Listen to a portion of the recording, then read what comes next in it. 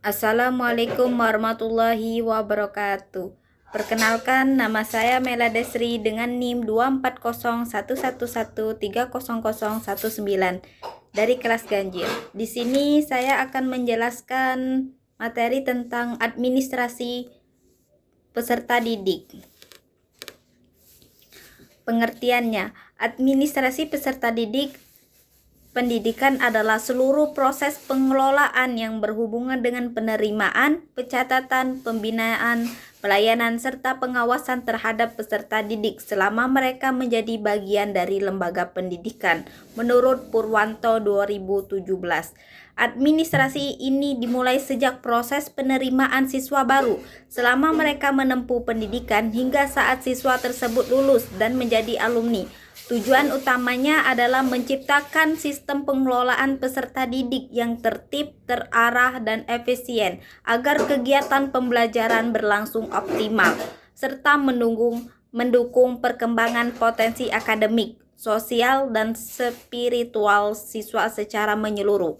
Dengan demikian, administrasi peserta didik tidak hanya sebatas kegiatan pencatatan data, tetapi juga merupakan upaya pengelolaan yang menyeluruh untuk menjamin kesejahteraan dan kemajuan siswa di lingkungan pendidikan.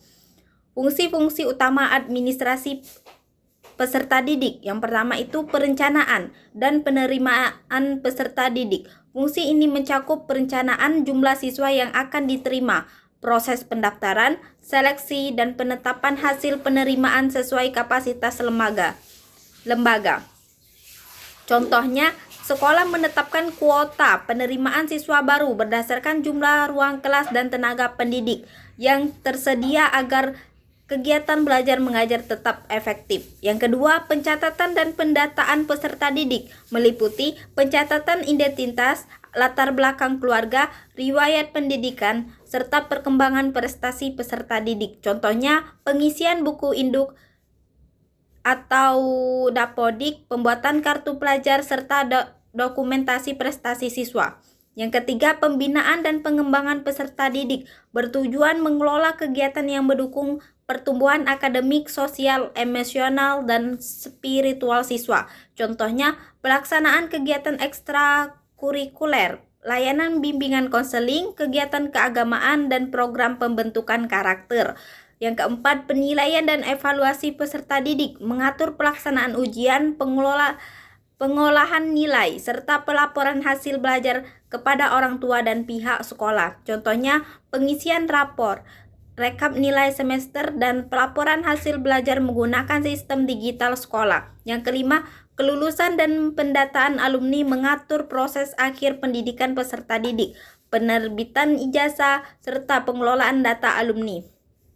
Contohnya, sekolah membuat data alumni, mengadakan reuni, dan menjalin kerjasama alumni untuk mendukung kegiatan sekolah. Menurut Mulyasa 2018, Hasibuan 2019, Suryo Subroto 2009. Contoh penerapan administrasi peserta didik di sekolah atau madrasah. Sekolah melakukan pendaftaran siswa baru secara online melalui sistem PPDB. Penerimaan peserta didik baru. Petugas tata usaha mencatat data siswa dalam buku induk dan aplikasi Dapodik. Guru melakukan absensi harian, mengisi rapor elektronik, dan memberikan bimbingan karakter melalui kegiatan rutin sekolah. Sekolah juga menyusun data base alumni untuk menjalin komunikasi dan kerjasama dalam kegiatan sosial dan pengembangan sekolah. Di lembaga pendidikan non-formal seperti privat, kursus, bimbel, lembaga membuat formulir pendaftaran dan sistem data base siswa yang berisi jadwal les, pembayaran, dan perkembangan belajar pengajar, mencatat kehadiran, tugas, serta hasil evaluasi siswa tetap setiap pertemuan. Pihak pengelola memberikan laporan perkembangan belajar kepada orang tua secara berkala dan menjaga komunikasi yang baik dengan mereka. Relevansi dengan profil lulusan. Pemahaman tentang administrasi peserta didik memiliki relevansi yang sangat erat dengan kompetensi dan karakter calon pendidik maupun pengelola lembaga pendidikan. Melalui pembelajaran ini, lulusan menerapkan memiliki diharapkan memiliki kemampuan manajerial dan dalam mengatur data, dokumen, dan pelayanan peserta didik secara sistematis dan tertib. Yang kedua, keterampilan teknologi administrasi seperti penggunaan aplikasi, dapodik, rapor, atau sistem administrasi digital lainnya. Yang ketiga, sistem profesional dan etis, yaitu teliti, jujur, bertanggung jawab, dan menjaga kerahasiaan data siswa. Yang keempat, kepedulian terhadap peserta didik dengan memberikan pelayanan yang berorientasi pada kebutuhan dan perkembangan siswa. Yang kelima, kemampuan kepemimpinan pendidikan, yakni mampu mengatur kegiatan peserta didik di lembaga formal maupun non-formal dengan pendekatan yang humanis dan efektif. Kesimpulannya itu, administrasi peserta didik merupakan aspek penting dalam pengelolaan pendidikan yang mencakup seluruh proses dari penerimaan siswa, pembinaan, hingga kelulusan. Fungsi utama administrasi ini bertujuan untuk menciptakan sistem pembelajaran yang tertib, efisien, dan berorientasi pada kebutuhan peserta didik. Pengelolaan yang baik akan mendukung kelancaran kegiatan akademik serta meningkatkan mutu lembaga pendidikan. Refleksi dan manfaat memahami administrasi peserta didik ini memberikan banyak manfaat bagi calon pendidik maupun calon pengelola lembaga pendidikan.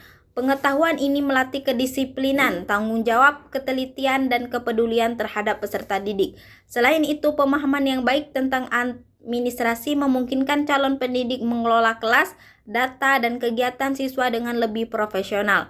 Dengan demikian, penguasaan administrasi peserta didik bukan hanya keterampilan teknis, tetapi juga bentuk tanggung jawab moral dalam memastikan setiap siswa mendapatkan pelayanan pendidikan terbaik sesuai dengan potensi dan kebutuhannya. Baiklah, hanya ini yang bisa saya sampaikan. Apabila ada kesalahan, saya minta maaf. Kepada Allah saya mohon ampun. Saya akhiri. Wassalamualaikum warahmatullahi wabarakatuh.